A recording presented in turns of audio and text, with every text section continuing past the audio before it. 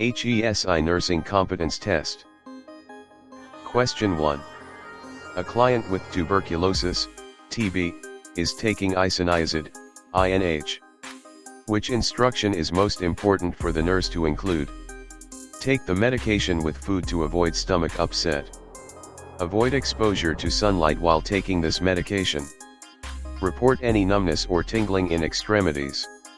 Have liver function tests done regularly. D. Have liver function tests done regularly. Correct answer, Step 1, isoniazid, INH, can cause liver toxicity. Step 2, regular liver function tests help monitor for liver damage. Step 3, monitoring liver function is crucial to prevent serious complications. Step 4, other choices are not directly related to INH's side effects. Summary, choice D is correct as it directly addresses a potential serious side effect of INH. Choices A, B, and C are not directly relevant to the medication's side effects. Question 2. A client with a spinal cord injury at T6 suddenly reports a pounding headache and blurred vision. What action should the nurse take first? Administer pain medication as ordered. Check the client's blood pressure. Place the client in a supine position. Increase the client's fluid intake. B. Check the client's blood pressure. Correct answer, the correct action is to check the client's blood pressure first. A sudden onset of pounding headache and blurred vision in a client with a spinal cord injury at T6 can indicate autonomic dysreflexia. Checking the blood pressure is crucial as autonomic dysreflexia can lead to severe hypertension, which can result in life-threatening complications such as stroke or seizure. Immediate assessment and intervention are necessary to prevent further harm. Administering pain medication without addressing the underlying cause can exacerbate hypertension. Placing the client in a supine position can worsen symptoms, and increasing fluid intake does not address the immediate issue at hand. Therefore, checking the blood pressure is the priority to identify and manage autonomic dysreflexia effectively. Question 3. A nurse cares for a client with chronic obstructive pulmonary disease who has been prescribed continuous oxygen therapy at home. Which statement indicates the client correctly understands the teaching? I plan to wear my oxygen when I exercise and feel short of breath. I will use my portable oxygen when grilling burgers in the backyard. I plan to use cotton balls to cushion the oxygen tubing on my ears. I will only smoke while I am wearing my oxygen via nasal cannula. C. I plan to use cotton balls to cushion the oxygen tubing on my ears. Correct answer, the correct answer is C because using cotton balls to cushion the oxygen tubing on the ears helps prevent skin irritation or pressure ulcers. This indicates the client understands the importance of skincare and comfort while using oxygen therapy. A. Incorrect. The client should wear oxygen during all activities that increase oxygen demand, not just when feeling short of breath during exercise. B. Incorrect. Using portable oxygen near an open flame like a grill can result in a fire hazard. D. Incorrect. Smoking while using oxygen therapy is extremely dangerous and can lead to a fire. Question 4. A client tests positive for alpha-1 antitrypsin, AAT, deficiency and asks the nurse, what does this mean? How should the nurse respond? Your children may be at high risk for developing chronic obstructive pulmonary disease. I will arrange for a genetic counselor to discuss your condition. Your risk for chronic obstructive pulmonary disease is higher, particularly if you smoke. This is a recessive gene that should not affect your health. C. Your risk for chronic obstructive pulmonary disease is higher, particularly if you smoke. Correct answer, rationale, C is correct because AAT deficiency increases the risk of COPD, especially with smoking. This response provides accurate information regarding the client's health risk.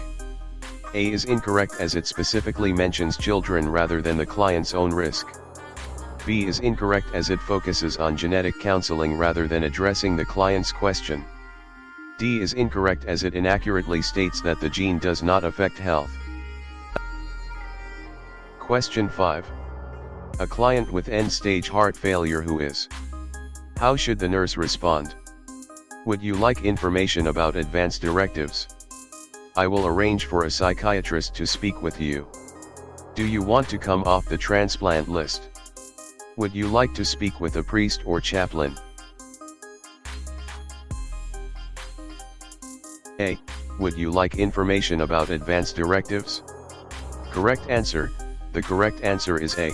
Would you like information about advance directives? This is the appropriate response as it addresses the client's concerns about becoming a vegetable and explores their wishes for end-of-life care. Advance directives can help the client make decisions about their care in case they are unable to communicate in the future. The other choices are incorrect because B assumes the client needs psychiatric evaluation, C suggests removing them from the transplant list without exploring their concerns further, and D focuses on spiritual support rather than addressing the client's specific worries about their quality of life post-transplant. Question 6. A client with heart failure expresses feelings of burden and thoughts of death to a nurse. How should the nurse respond? Would you like to talk more about this? You are lucky to have such a devoted daughter. It is normal to feel as though you are a burden. Would you like to meet with the chaplain? A. Would you like to talk more about this? Correct answer. The correct answer is A because it demonstrates active listening and empathy, encouraging the client to express their feelings further. This response shows support and openness to discuss sensitive topics, promoting therapeutic communication. Choice B fails to address the client's emotional distress directly. Choice C may invalidate the client's feelings. Choice D may not be appropriate unless the client expresses interest in meeting with the chaplain. Overall, option A is the best response for addressing the client's emotional needs effectively. Question 7. The client with a chest tube after a coronary artery bypass graft has significantly slowed drainage. What action is most important for the nurse to take? Increase the setting on the suction. Notify the provider immediately. Reposition the chest tube. Take the tubing apart to assess for clots. B. Notify the provider immediately. Correct answer. The correct answer is B. Notify the provider immediately. This is the most important action because significantly slowed drainage in a client with a chest tube after surgery can indicate a potential complication like a blocked tube or bleeding. Notifying the provider allows for prompt assessment and intervention to prevent further complications. Increasing the suction setting, choice A, without knowing the reason for slowed drainage can potentially worsen the situation. Repositioning the chest tube, choice C, may not address the underlying issue causing the slowed drainage. Taking the tubing apart to assess for clots, choice D, should not be done by the nurse as it can introduce the risk of infection and requires sterile technique. Question 8. A client presents to the emergency department with an acute myocardial infarction, MI, at 1500, 3 p.m. The facility has 24-hour catheterization laboratory capabilities. To meet the Joint Commission's core measures set, by what time should the client have a percutaneous coronary intervention performed? 1530, 3:30 p.m. 1600, 4 p.m. 1630, 4:30 p.m. 1700, 5 p.m. C. 1630, 4:30 p.m. Correct answer. The correct answer is C. 1630, 4:30 p.m. The rationale is as follows. 1. The standard guideline for performing percutaneous coronary intervention, PCI, in acute MI is within 90 minutes of arrival at the hospital. 2. The client arrived at 1503 p.m., so adding 90 minutes to this time gives us 1630, 4:30 p.m. 3. This timing aligns with the Joint Commission's core measures for timely PCI in acute MI cases. 4. Therefore, the correct time for the client to have PCI performed is 1630, 4:30 p.m. In summary, choices A, B, and D are incorrect because they do not align with the 90-minute guideline for performing PCI in acute MI cases, as mandated by the Joint Commission's core measures. Question 9. A healthcare provider is assessing a client who had a myocardial infarction. Upon auscultating heart sounds, the provider hears the following sound. What action by the provider is most appropriate? Assess the client's lung sounds. Call the rapid response team. Have the client sit upright. Listen to the client's lung sounds. A. Assess the client's lung sounds. Correct answer. The correct answer is A. Assess the client's lung sounds. This is important because after a myocardial infarction, there is a risk of pulmonary edema, which can present as crackles or wheezes in the lungs. By assessing the lung sounds, the healthcare provider can identify any signs of respiratory distress and promptly intervene if necessary. Choice B is incorrect because calling the rapid response team is not warranted based solely on abnormal heart sounds. Choice C is incorrect as having the client sit upright is not directly related to addressing abnormal heart sounds. Choice D is also incorrect as it focuses solely on assessing lung sounds without considering the potential implications of the abnormal heart sounds. Question 10. A nursing student learns about modifiable risk factors for coronary artery disease. Which factors does this include? SADA, age, hypertension, obesity, smoking. B. Hypertension. Correct answer.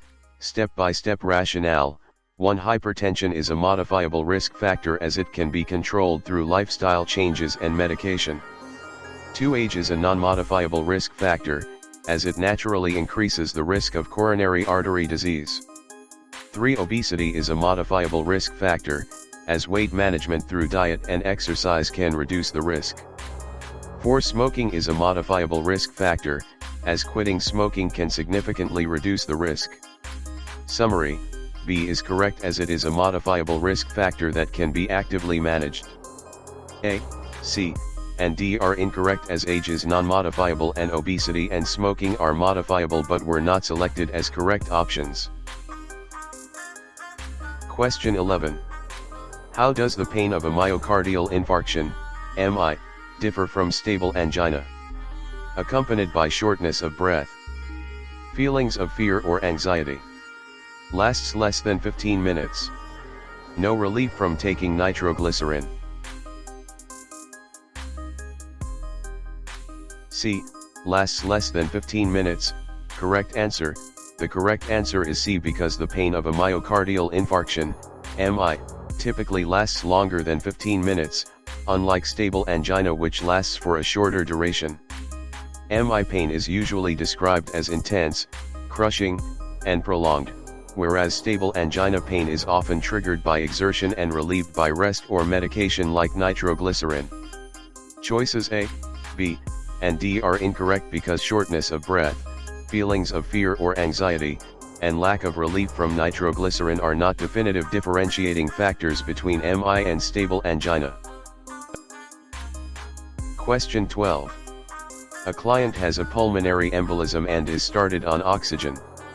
The student nurse asks why the client's oxygen saturation has not significantly improved. What response by the nurse is best? Breathing so rapidly interferes with oxygenation. Maybe the client has respiratory distress syndrome. The blood clot interferes with perfusion in the lungs. The client needs immediate intubation and mechanical ventilation. C. the blood clot interferes with perfusion in the lungs. Correct answer, C. Rationale. 1. A pulmonary embolism is a blockage in one of the pulmonary arteries, affecting blood flow to the lungs. 2. This blockage limits perfusion, the process of blood flow through the lungs for oxygenation. 3. Oxygen saturation may not improve significantly because the blood clot interferes with perfusion, not ventilation. 4. Options A and B focus on ventilation issues, which may not be the primary concern in this case. 5. Option D is extreme and not supported by the information given about the client's condition.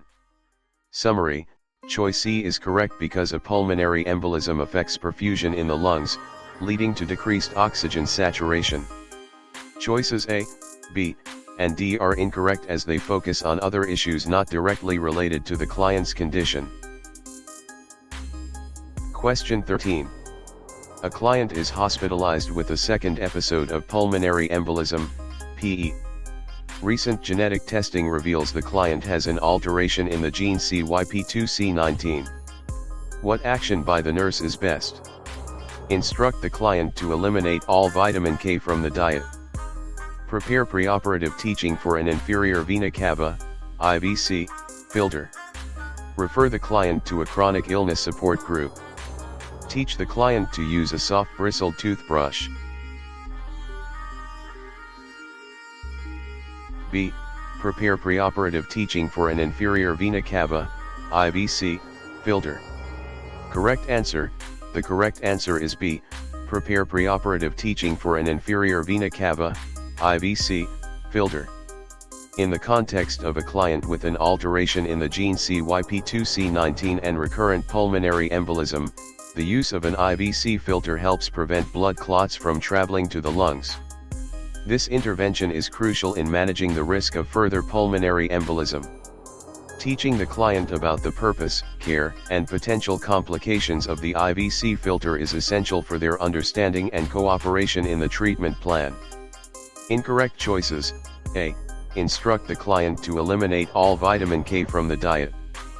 This choice is not relevant to the management of recurrent pulmonary embolism associated with a genetic alteration. C. Refer the client to a chronic illness support group. While support is important, it is not the immediate priority in this case of managing a recurrent PE. D. Teach the client to use a soft bristled toothbrush. This recommendation is not directly. Question 14. A client with newly diagnosed osteoporosis is being taught about lifestyle modifications. Which instruction should be included? Increase intake of caffeinated beverages. Engage in weight-bearing exercises regularly. Avoid exposure to sunlight. Take calcium supplements with iron. B. Engage in weight-bearing exercises regularly. Correct answer: Step 1. Weight-bearing exercises help improve bone density and strength, crucial in managing osteoporosis. Step 2. Regular engagement in weight-bearing exercises can reduce the risk of fractures in individuals with osteoporosis. Step 3. Increasing intake of caffeinated beverages can contribute to bone loss. Step 4. Avoiding exposure to sunlight can decrease vitamin D levels necessary for calcium absorption. Step 5. Taking calcium supplements with iron may interfere with calcium absorption. Summary: choice B is correct as weight-bearing exercises are essential for managing osteoporosis. Choices A, C, and D are incorrect because they can have negative impacts on bone health. Question 15. A healthcare professional is assessing a client with left-sided heart failure. Which finding is most commonly associated with this condition? Peripheral edema, jugular vein distension, hepatomegaly, crackles in the lungs. D. Crackles in the lungs. Correct answer: the correct answer is D. Crackles in the lungs. Left-sided heart failure leads to fluid accumulation in the lungs, causing crackles on auscultation. This indicates pulmonary congestion. Peripheral edema, A, is more common in right-sided heart failure. Jugular vein distension, B, is typically seen in right-sided heart failure due to increased venous pressure. Hepatomegaly, C, is more common in conditions like liver disease, not specifically left-sided heart failure. Question 16. A client has a pleural chest tube. Which action should the nurse take to ensure safe use of this equipment? Never strip the tubing to maintain patency. Secure tubing junctions with tape to prevent accidental disconnect ions. Set wall suction at the level recommended by the device manufacturer. Keep padded clamps at the bedside for use if the drainage system is interrupted. D. Keep padded clamps at the bedside for use if the drainage system is interrupted. Correct answer. The correct answer is D. Keep padded clamps at the bedside for use if the drainage system is interrupted. This is essential because if the drainage system is interrupted, the nurse needs to immediately clamp the tube to prevent air from entering the pleural space. Clamping the tube can prevent a potentially life-threatening situation. A. Never strip the tubing to maintain patency. Stripping the tubing can lead to increased negative pressure, which can be harmful. B.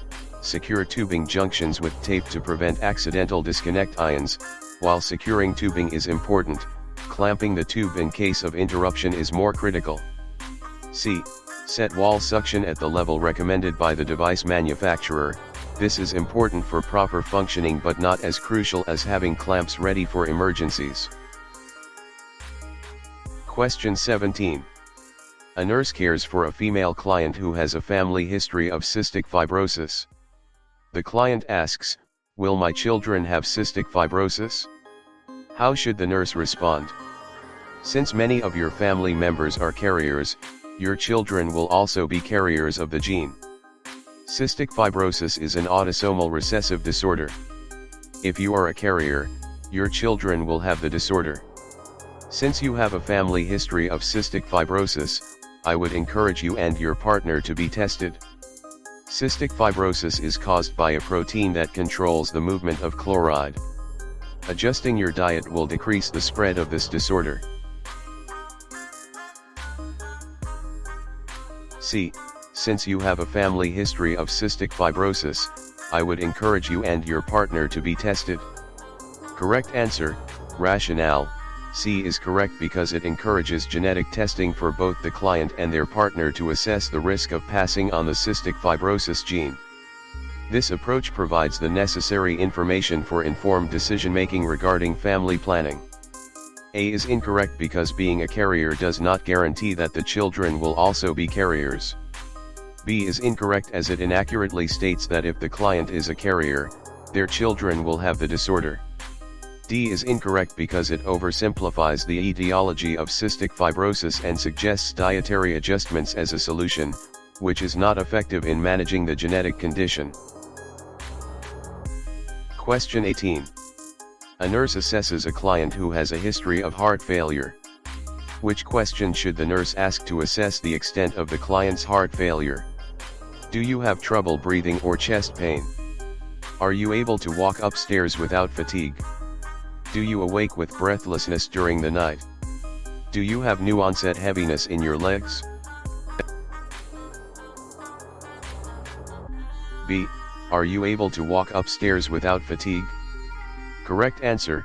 The correct answer is B because assessing the client's ability to walk upstairs without fatigue helps determine the extent of heart failure. This question assesses the client's functional capacity and exercise tolerance, which are key indicators of heart failure severity. If the client experiences fatigue while walking upstairs, it indicates decreased cardiac output and potential heart failure progression. Other choices are incorrect as they focus on symptoms: A. Nocturnal dyspnea, C. And peripheral edema, D. Which may be present in heart failure but do not directly assess the extent of heart failure like exercise tolerance does. Question 19. A client who is intubated and has an intra-aortic balloon pump is restless and agitated. What action should the nurse perform first for comfort? Allow family members to remain at the bedside. Ask the family if the client would like a fan in the room. Keep the television tuned to the client's favorite channel. Speak loudly to the client in case of hearing problems. A. Allow family members to remain at the bedside. Correct answer. The correct answer is A. Allow family members to remain at the bedside. This is the priority action as it provides emotional support and comfort to the client. Having familiar faces around can help calm the client and reduce agitation. It also promotes a sense of security and connection. Choices B, C, and D are incorrect because they do not address the client's immediate need for comfort and emotional support. Asking about a fan, tuning the TV, or speaking loudly do not directly address the client's restlessness and agitation. Prioritizing the presence of family members is essential in this situation. Question 20. During a home visit to an older client living alone post-coronary artery bypass graft, what finding prompts the nurse to consider additional referrals? Dirty carpets requiring vacuuming. Expired food found in the refrigerator. Outdated medications stored in the kitchen. Presence of multiple cats in the home. B. Expired food found in the refrigerator. Correct answer. The correct answer is B. Expired food found in the refrigerator, because it poses a potential health risk to the client. Expired food can lead to foodborne illnesses, especially for an older adult post-surgery. Dirty carpets, choice A, may not directly impact the client's health. Outdated medications, choice C, can be addressed by the nurse without additional referrals. The presence of multiple cats, choice D, may be a concern for allergies or cleanliness, but it is not as urgent as expired food in terms of health risks. Question 21. The provider requests the nurse to start an infusion of an inotropic agent on a client. How should the nurse explain the action of these drugs to the client and spouse? It constricts vessels, improving blood flow. It dilates vessels, which lessens the work of the heart. It increases the force of the heart's contractions. It slows the heart rate down for better filling. C. It increases the force of the heart's contractions. Correct answer. The correct answer is C. It increases the force of the heart's contractions. Inotropic agents are medications that enhance the strength of the heart's contractions, improving cardiac output. This explanation is accurate because inotropic agents work by increasing the contractility of the heart muscle, leading to stronger contractions and improved pumping ability. Explanation for why the other choices are incorrect. A. It constricts vessels, improving blood flow. This is incorrect because inotropic agents primarily affect the heart's contractility, not vascular constriction. B. It dilates vessels, which lessens the work of the heart. This is incorrect because inotropic agents do not primarily dilate vessels, their main action is on the heart's contractility. D. It slows the heart rate down for better filling. This is incorrect because inotropic agents do not slow down the heart rate, they increase the force of contractions. In summary, choice C is correct as inotropic agents increase the force of. Question 22. A client had an inferior wall myocardial infarction, MI. The nurse notes the client's cardiac rhythm as shown below. What action by the nurse is most important? Assess the client's blood pressure and level of consciousness. Call the healthcare provider or the rapid response team. Obtain a permit for an emergency temporary pacemaker insertion. Prepare to administer antidysrhythmic medication. A. Assess the client's blood pressure and level of consciousness. Correct answer. The correct action is to assess the client's blood pressure and level of consciousness. This is crucial in a client with an inferior wall MI to monitor for potential complications like cardiogenic shock. Assessing these vital signs can provide immediate information on the client's hemodynamic stability. Calling the healthcare provider or rapid response team may be necessary based on assessment findings.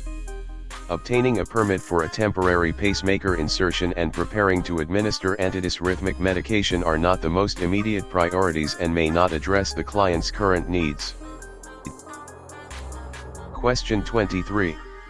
A student learns about modifiable risk factors for coronary artery disease.